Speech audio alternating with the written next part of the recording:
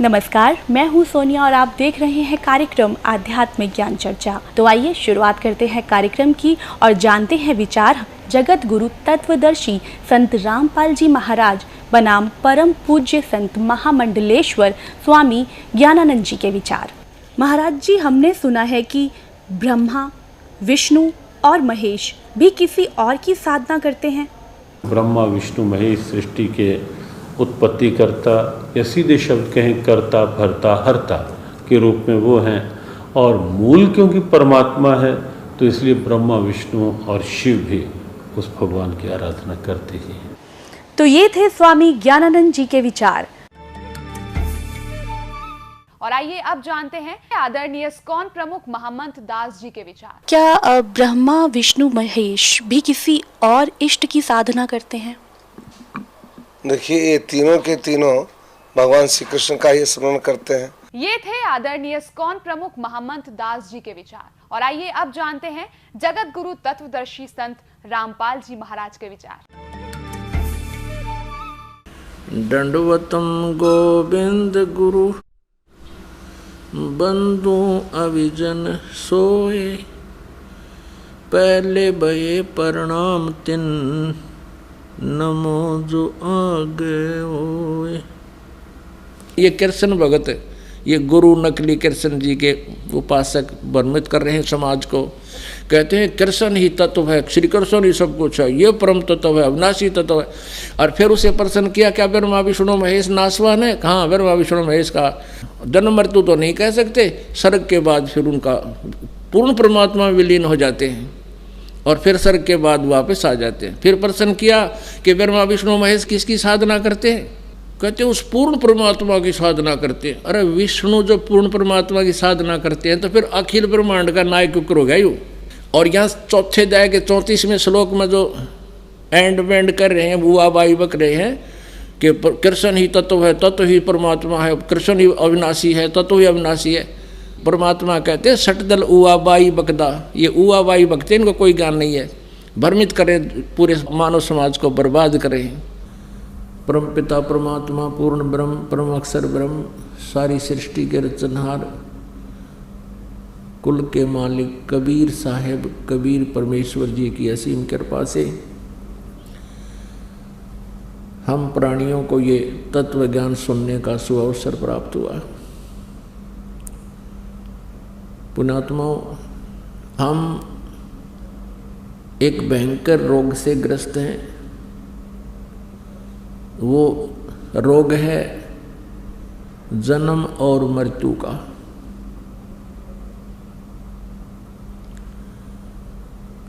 और इस रोग से कोई भी नहीं बचा है, इस 21 ब्रह्मांड में रहने वाला प्राणी। यहाँ तक कि ब्रह्मा जी, विष्णु जी, शिव जी, जिनको हम सुप्रीम पावर मान्य करते लोक वेद आधार से, ये भी इस जन्म और मृत्यु के रोग से ग्रस्त हैं। इनको भी ये दीर्घ रोग यथावत है। पुण्यात्माओं,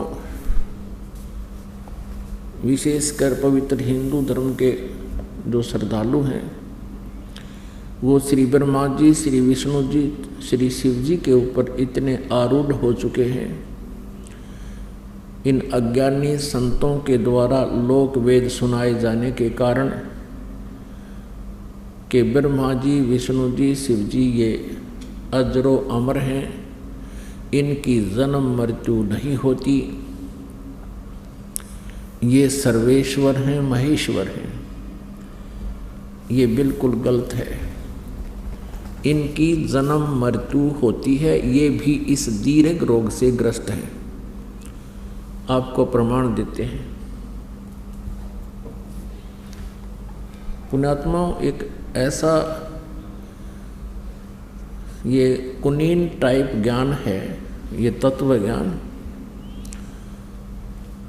और इसको बच्चे जो होते हैं जीभ पर रखते ही थूक देते हैं। तो उसके लिए क्या करते थे, थोड़ी सी बूरा मिला करके बच्चे को वो कुनीन का चूर्ण बना करके तो वह गटका दिया करते हैं। फिर वो कुनीन अंदर जाने के बाद अपना पूरा काम करेगी।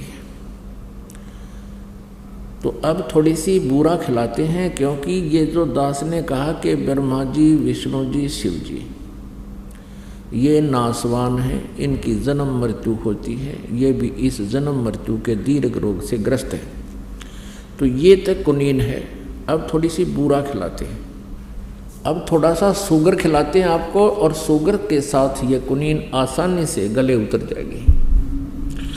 जिन सदग्रंथों को पवित्र हिंदू धर्म सर्वधार्य मानता है, उन्हीं सदग्रंथों में यानी इन भगवानों की जीवनी में ये विद्यमान है। अब देखिएगा श्रीमद् देवी भागवत, सचित्र मोटा टाइप, केवल हिंदी, गीता प्रेस गोरखपुर से प्रकाशित है। ये इसके संपादक कौन हैं? हनुमान प्रसाद पोदार, चिमनलाल गोस्वामी। प्रकाशक एवं मुद्रक हैं गीता प्रेस गोरखपुर, गोविंद भवन कार्यालय, कोलकाता का संस्थान। इसके 123 पृष्ठ पर देखिएगा। इस पवित्र सदग्रंथ के इस उल्लेख से कितना स्पष्ट होगा। तीसरा स्कंद श्री देवी भागवत। अब यहाँ विष्णु जी अपनी माता दुर्गा यानी अष्टंगी की स्तुति करते हुए क्या कह रहे हैं? तुम शुद्ध स्वरूपा हो, ये सारा संसार तुम ही से उद्भासित हो रहा है। मैं ब्रह्मा और शंकर हम सभी तुम्हारी कृपा से विद्यमान हैं। हमारा आविर्भाव और तिरोभाव हुआ करता है। हमारा तो आविर्भाव माने जन्म और तिरोभाव माने मृत्यु हुआ करता है। केवल तुम ही नित्य हो, जगत जननी हो, प्रकृति और सनातनी देवी हो। ये प्रकृति शब्द याद रखना है, दुर्गा को कहते हैं प्रकृति भी। जो श्रीमद् भगवत गीता जी अध्याय नंबर 14 के श्लोक नंबर 3, 4, 5 में ये प्रकृति शब्द वहाँ इस दुर्गा के लिए ही है कि प्रकृति से उत्पन्न तीनों गुण, रजगुण ब्रह्मा, सतगुण विष्णु, तमगुण शिव जी। तो यहाँ स्पष्ट हो गया कि ब्रह्मा, विष्णु और शंकर यानी शिव जी, इनकी जन्म और मृत्यु होती है। भगवान शंकर बोले, देवी यदि महाभाग विष्णु तुम्ही से प्रकट हुए हैं तो उनके बाद उत्पन्न होने वाले ब्रह्मा भी तुम्हारे बालक हुए, यानी से सिद्ध है दुर्गा से इनका जन्म हुआ है। फिर मैं तमोगुणी लीला करने वाला शंकर क्या तुम्हारी संतान नहीं हुआ? अर्थात मुझे भी उत्पन्न करने वाली तुम ही हो शिवे। संपूर्ण संसार की सृष्टि करने में तुम बड़ी चतुर हो। इस संसार की सृष्टि, स्थिति और संहार में तुम्हारे गुण सदा समर्थ हैं। उन्हीं तीनों गुणों से उत्पन्न हम यानी ब्रह्मा, विष्णु एवं शंकर नियमानुसार कार्य में तत्पर रहते हैं। तीनों गुणों रजगुण, सतगुण, तमगुण, रजगुण ब्रह्मा जी, सतगुण विष्णु जी, तमगुण शंकर जी, ये भी सिद्ध हो गया। हमारे पवित्र सदग्रंथ जो इनकी जीवनी है भगवानों की, उस जीवनी में स्पष्ट है कि ये नासवान है, ये स्वयं स्वीकार करते हैं हमारा जन्म मृत्यु होता है, हम अविनाशी नहीं हैं। अब इनका पिता कौन है? क्योंकि माता वाला कंसेप्ट तो क्लियर हो गया। अब इनका पिता कौन है? ब्रह्मा, विष्णु और शिव का। ये काल रूपी ब्रह्म है। इसके लिए भी आपको थोड़ा सा कंसेप्ट क्लियर करते हैं। अब देखिएगा श्री शिव पुराण, गीता प्रेस गोरखपुर से प्रकाशित है। श्री संक्षिप्त श्री शिव पुराण, सचित्र मोटा टाइप, केवल हिंदी, संपादक हनुमान प्रसाद पोदार और प्रकाशक में मुद्रक हैं गीता प्रेस गोरखपुर, गोविंद भवन कार्यालय, कोलकाता का संस्थान। इसके 98वें पृष्ठ से हम पढ़ेंगे। ये रुद्र संहिता, संक्षिप्त शिवपुराण 98 पृष्ठ 98वें पृष्ठ पे, यहाँ देखिएगा नीचे। अपने पुत्र नारद की यह बात सुनकर लोक पितामह ब्रह्मा वहाँ इस प्रकार बोले। ये अध्याय 5 समाप्त हुआ। रुद्र संहिता का 6ठे अध्याय में ब्रह्मा जी ने कहा, ब्रह्मन देव शिरोमणे, तुम सदा समस्त जगत के उपकार में ही लगे रहते हो। तुमने लोगों के हित की कामना से बहुत उत्तम बात पूछी है। जिस समय समस्त चराचर जगत नष्ट हो गया था, सर्वत्र केवल अंधकार ही अंधकार था, बस उस समय तत्सद ब्रह्म इस श्रुति में जो सत सुना जाता है एकमात्र वही शेष था। ये आपने 99 पृष्ठ पर पढ़ा। अब 100 पृष्ठ पर देखते हैं। ये 100 पृष्ठ पे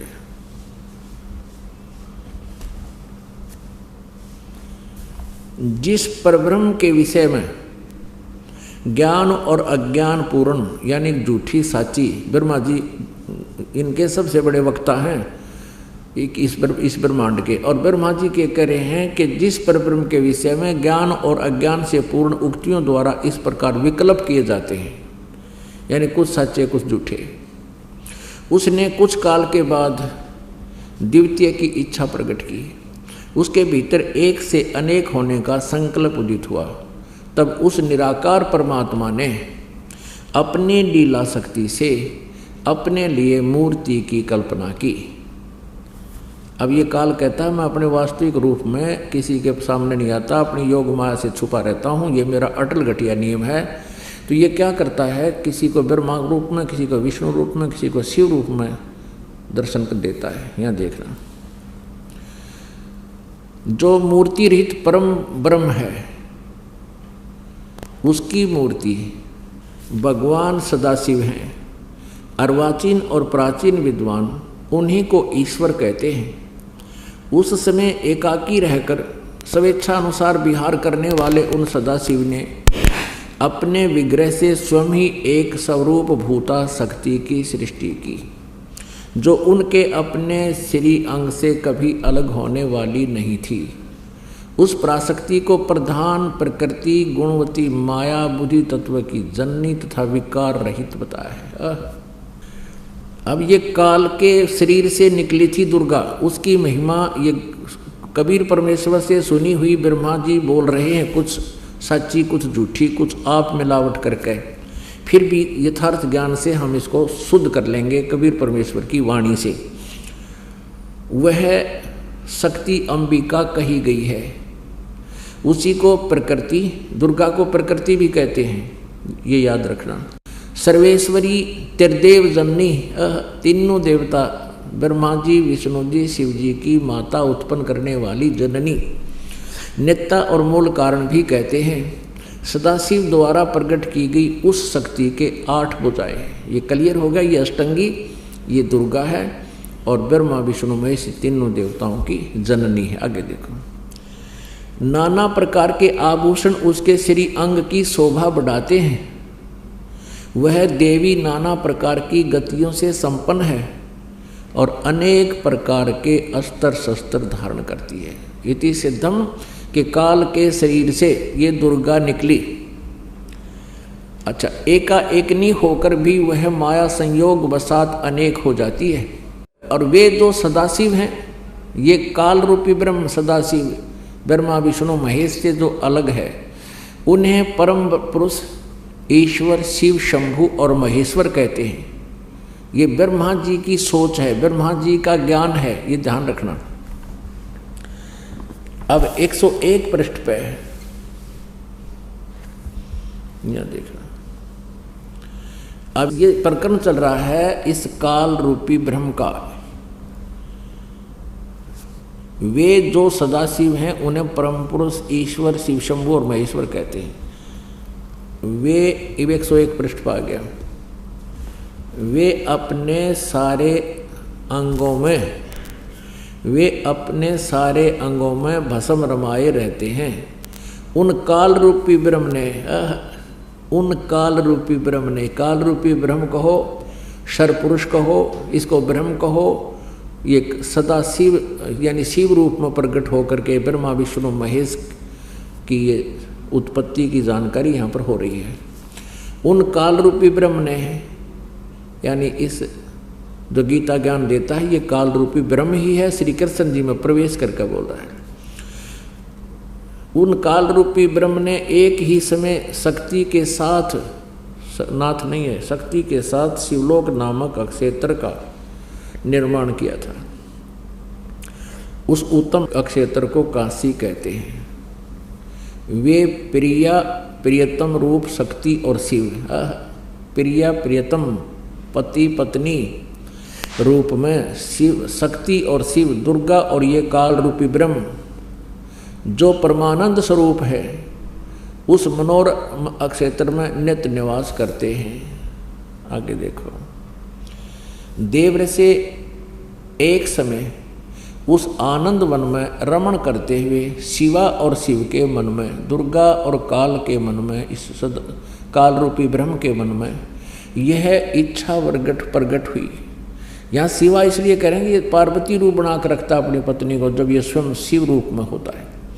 शिवा और शिव के मन में यह इच्छा हुई कि किसी दूसरे पुरुष की सृष्टि करनी चाहिए, यानी कोई बच्चा उत्पन्न करना चाहिए जिस पर यह सृष्टि संचालन का महान भार रखकर हम दोनों केवल काशी में रहकर स्वेच्छा अनुसार विचरें और निर्वाण धारण करें। ऐसा विचार निश्चय करके शक्ति सहित सर्वव्यापी परमेश्वर शिव ने अपने वाम भाग के 10वें अंग पर अमृत मल दिया। फिर तो वहाँ से एक पुरुष प्रकट हुआ। पुण्यात्माओं, अब यहाँ ये स्पष्ट कर दिया है कि उन्होंने पति पत्नी व्यवहार किया, वहाँ से एक पुरुष यानी एक पुत्र उत्पन्न हुआ। यहाँ देखना, ये 102 पृष्ठ पर हम पढ़ेंगे।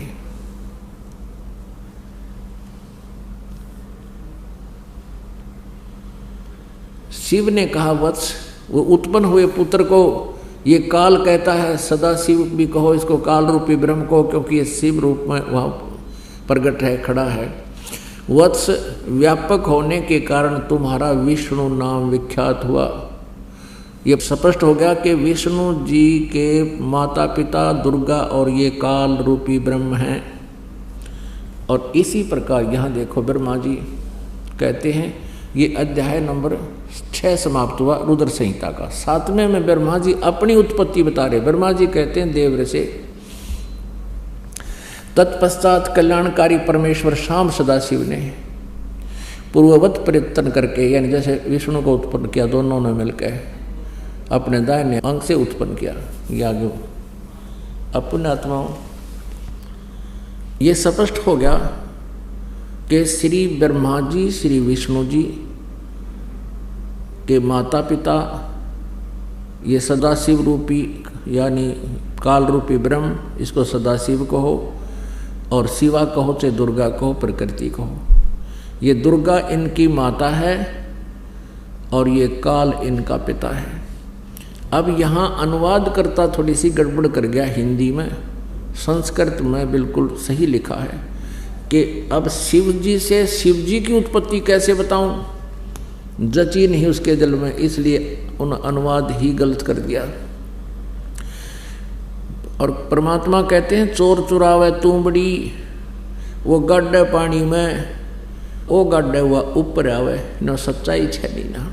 इन्होंने सच्चाई को छुपाने की भरसक कोशिश की, लेकिन फिर भी ये सच्चाई को मिटा नहीं सके। आप जी को ये पढ़ने को मिला कि श्री ब्रह्मा जी श्री विष्णु जी के माता पिता ये प्रकृति यानी दुर्गा माता है और ये काल रूपी ब्रह्म इनका पिता है। अब यहाँ इस अनुवादकर्ता ने विचलित होकर के भगवान शिव जी की उत्पत्ति नहीं वर्णन किया, लेकिन सच्चाई छुप नहीं सकती।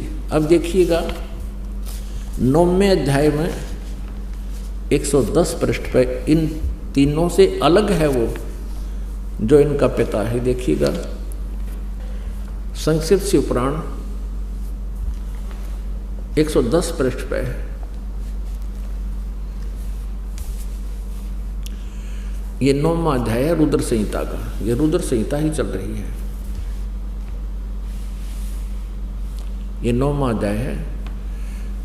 इस प्रकार ब्रह्मा, विष्णु तथा रुद्र इन 3 देवताओं में गुण हैं, परंतु शिव गुणातीत माने गए हैं। इन 3 देवताओं में गुण है परंतु शिव गुणातीत माने गए। ये काल रूपी ब्रह्म है, इसको ब्रह्म कहो चाहे काल रूपी ब्रह्म कहो चाहे सरपुरुष कहो, ये ब्रह्मा, विष्णु और शिव का पिता है। अब आपको थोड़ा सा और कंसेप्ट क्लियर करते हैं। अब पवित्र शिव पुराण में ये स्पष्ट हो गया कि ब्रह्मा जी, विष्णु जी और शिव जी, इनकी जन्म मृत्यु होती है। और यही प्रमाण दिया है श्री मद देवी भागवत यानी शक्ति पुराण ने कि ब्रह्मा, विष्णु, महेश नासवान हैं, दुर्गा इनकी माता है।